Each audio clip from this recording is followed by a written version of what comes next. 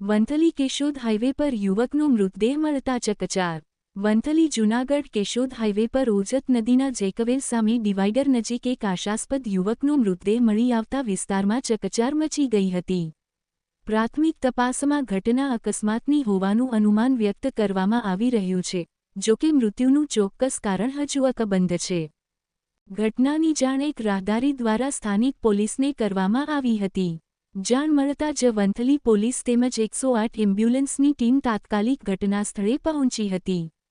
મૃતકની ઓળખ ભરતભાઈ, ઉંમર આશરે 35 વર્ષ તરીકે થઈ છે, જે ટીનમસ ગામના રહેવાસી હોવાનું જાણવા મળ્યું છે।